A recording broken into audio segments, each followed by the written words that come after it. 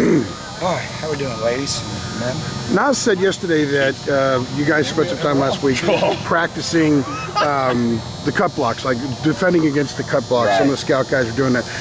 How do you guard against? How are you able to get the scout guys to do it enough so they can learn? But there's that fine line of doing it too much and run the risk of injury. Yeah, it is a fine line. You know, you really got to educate them. They got to watch a lot of film on exactly how it's done.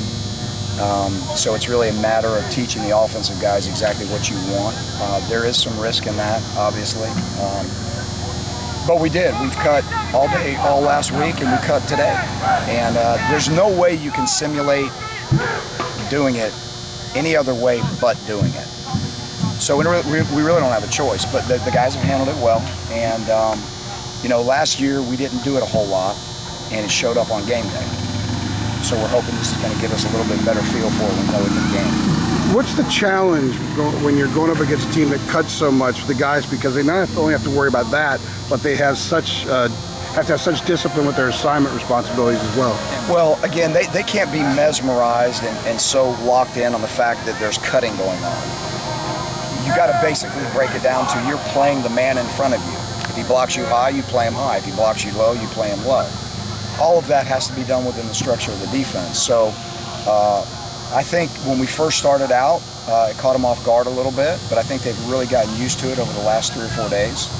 And you know, it can't be something that gets in their mind. They just got to go out there and play. How much more comfort do you have this year? It's certainly, there's not as much of a guessing game because you can actually look at what you did last year and then look at what they did, you know, in response to it. So we didn't really have that last year. We just had our best educated guess. So you're also able to go back and look and see what did we do well and what did we not do well. We did a lot of things not well. So we were able to kind of look at that and hopefully revamp that a little bit as well. The thing with the cutting that you guys are doing in practice, is that an example, obviously, of learning from what you did last year? Well, I think that's part of it, but it was much more than that. Just, you know, this offense is extremely difficult to defend simply because there's so much eye candy going on. You want to put your eyes in the wrong spot, and when you do that, then you're not doing your job and things of that nature. So we really spent a lot of time on making sure that my eyes are in the right place doing my job. They understand it much better because they can look at the film from last year and see the things that we did not do well. And it's glaring. So I think, again, that's part of the learning. Last year you had Coach Mapuchis in the box with you. You had Coach Warren on the sideline because he's more familiar with what you're watching. How do you go about assigning different roles for this offense, considering all the different blocking schemes? Well, we're probably not going to do the same thing. We're probably going to, I think we all have a much better feel for it. So we can all see what we need to see from the different spots that we're usually in anyway. And I think that's another advantage of us playing them for the second time. Just you in the box? Yeah, so it'll be the normal kind of structure that we have. Last year we really weren't sure how it was going to unfold, so that's why we did it. This year we have a much better feel. Do you give a coach a certain role? Like, will Coach AP just look at blocking schemes? Absolutely. Yeah, we'll have 5 or 6 guys on separate silos of what they're looking at. And that's how you can do it. You have to compartmentalize everything and make sure that this group is being watched, this group is being watched, and I think we'll be much better at it this year. Are they a little bit more reliant on the coaches this year? Well, they're so explosive play oriented, and that's the whole thing. You see it every week. Somebody takes their eyes and puts their eyes in the wrong spot. It happened to us last year. Put your eyes in the wrong spot right now, there's going to be a receiver running right past you. That happened. It happens every week. It happened to us last year. So, but again, those are the things you can point out to them and talk about eye discipline and the importance of doing your job. And it all starts with what you see. You've got to see what your job requires you to see. You can't see anything else. And if you do, then you give up these explosive plays. I think the quarterback Saturday against Duke had, you know, there was 4 plays in there for close to 200 yards. Whether it was him running it or him throwing it, that's 4 plays, 200 yards. So it happens every week. So you just try to minimize it.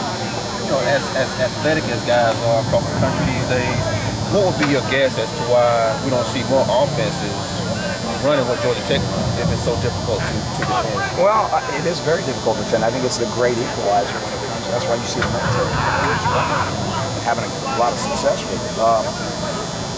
I don't know how many experts there are in this offense across the country, to be honest with you.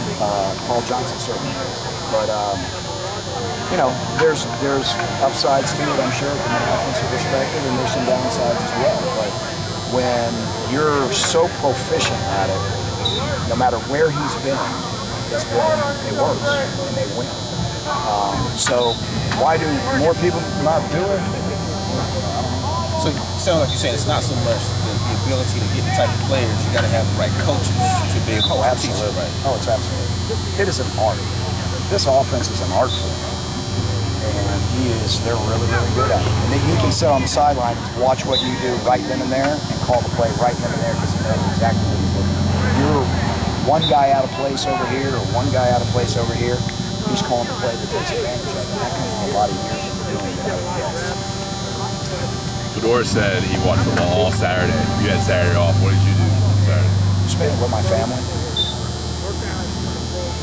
With that downtime, what have you kind of been harping to the team to get back and refocus on for the last stretch? I think at this part of the year, it's good to get away.